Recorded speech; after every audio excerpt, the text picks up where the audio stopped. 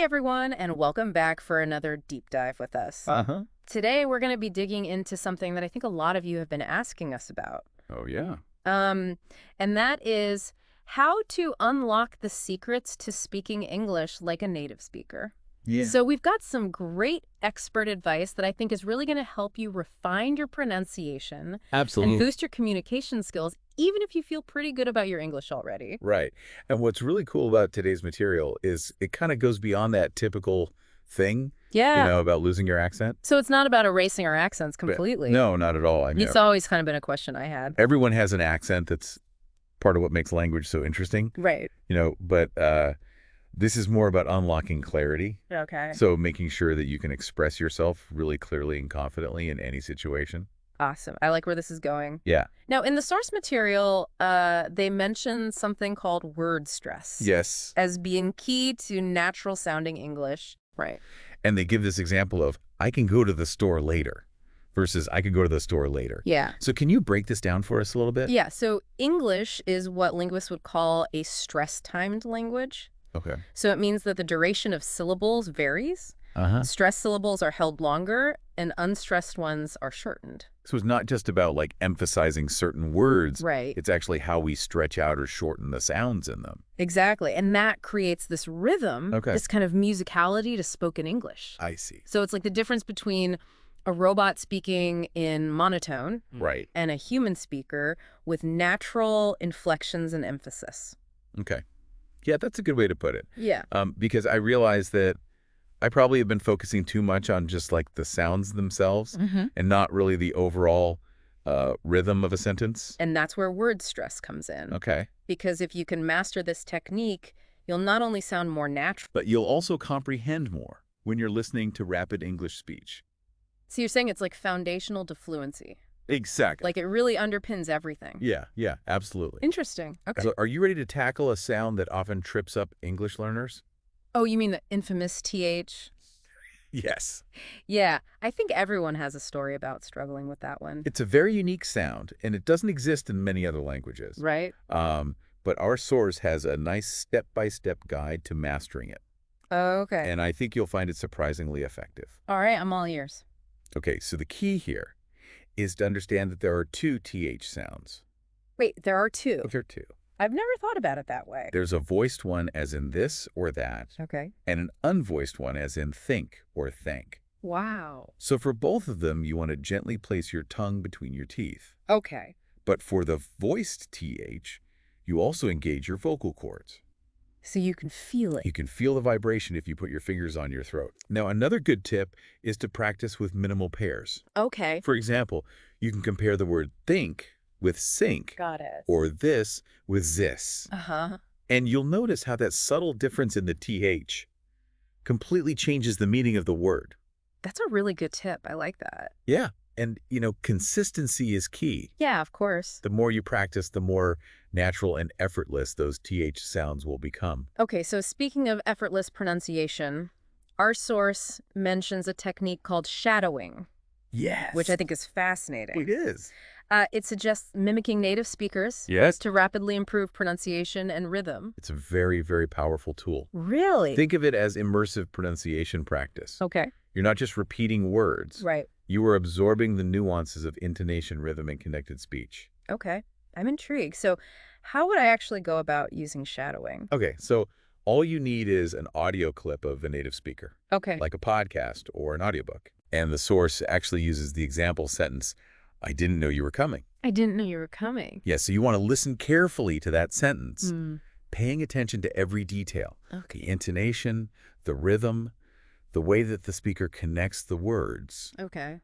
Then try to repeat it immediately afterwards, mimicking everything as closely as you can. So it's like an echo, but really focusing on the essence of the speaker's delivery. Exactly. And by repeatedly shadowing different speakers, you'll start to internalize those natural sounding patterns. Yeah, I see. It's almost like you're downloading fluency directly into your brain. That sounds great. I'd love to be able to do that. Yeah. So you're saying that this can actually help me break free of like my ingrained That is pronunciation habits? Yeah. Wow. That's amazing. It's like having a pronunciation coach in your pocket, That's a good way to think about it. guiding you toward more natural sounding English. I love it. And you know what's interesting? Uh, As you become more adept at shadowing, you'll start to notice subtle things you might have missed before. oh. Like the way native speakers use their lips and tongues to shake sounds. Oh, you mean like it's not just about the sound itself, Right. but also the way that our mouth actually moves to make the sound. Exactly. Our mouths are incredibly intricate instruments. Right.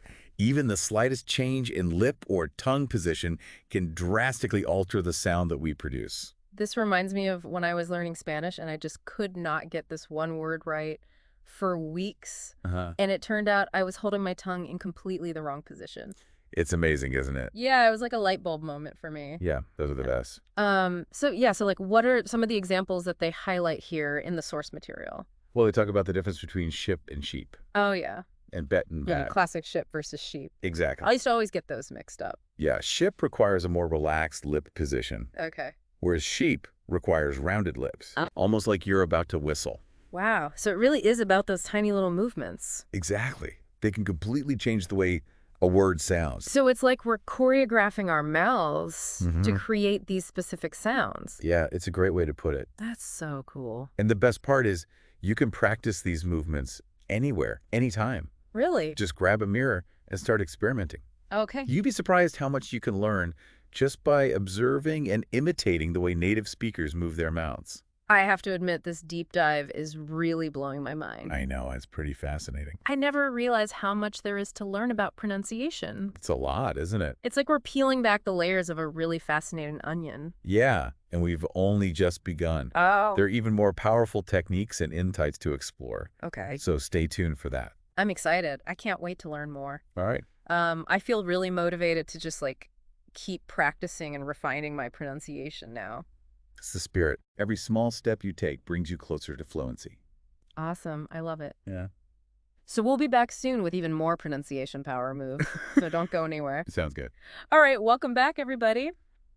I don't know about you, but I've been practicing my TH sounds. Nice. And even trying out some of that shadowing. Cool. It's crazy how those little adjustments can actually like really make a big difference in how my English sounds. Absolutely. It's like we've been given this secret decoder ring for the English language. Yeah, I love that analogy. All So right. let's maybe recap those 5 pronunciation power moves that we've kind of uncovered so far. Okay, sounds good.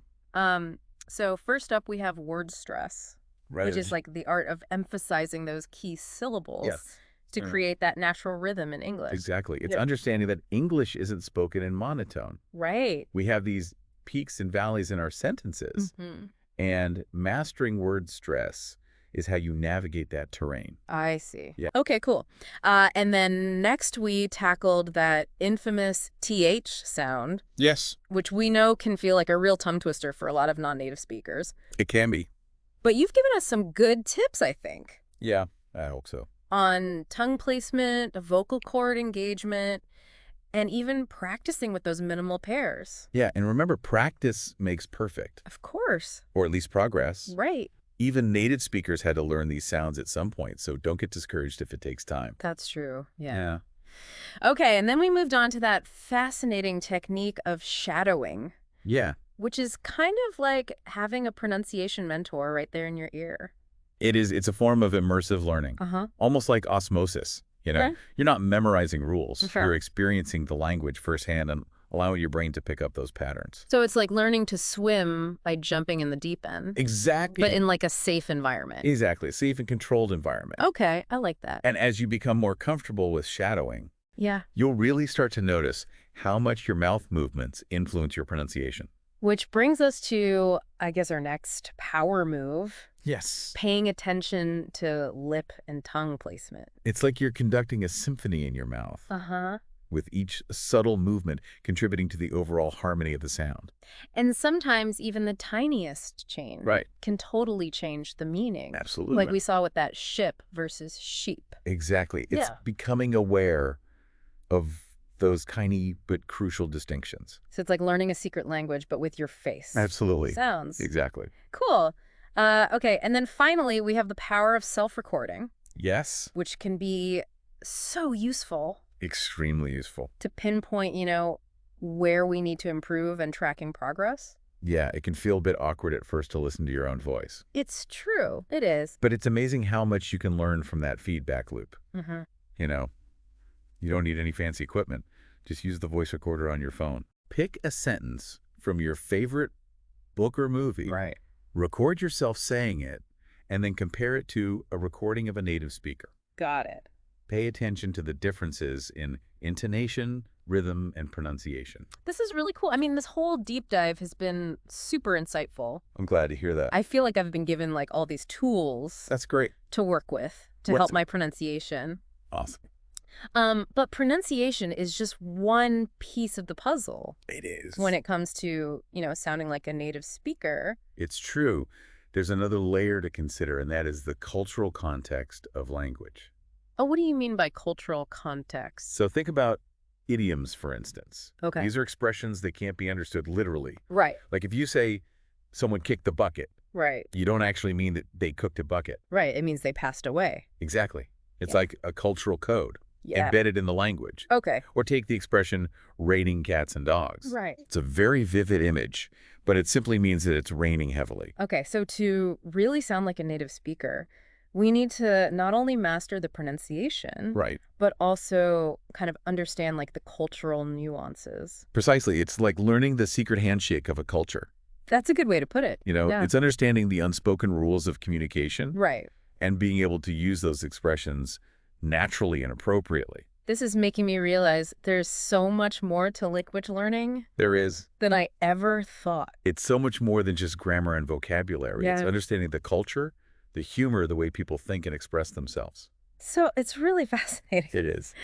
So speaking of slang, Yes. that's another area that I've always found super interesting. Absolutely. Because it's like a constantly evolving language within a language. It is. It's a reflection of the trends and attitudes of a particular time and place. Uh-huh. It's dynamic, it's playful. It's constantly evolving, especially with the influence of the internet and social media. It's like a linguistic fingerprint of a culture that's always changing. Exactly. And while it can be tricky to keep up with all the latest slang terms, Yeah, for sure. it's a very rewarding challenge. Okay. Because using slang appropriately can make you sound more relatable and in tune with the culture. So it's like knowing the password to a club, Exactly. but the club is fluency. Exactly. I like that. And the good news is there are tons of resources out there to help you navigate the ever-changing landscape of slang. Okay. You've got online dictionaries, podcasts, even social media accounts Wow. dedicated to slang.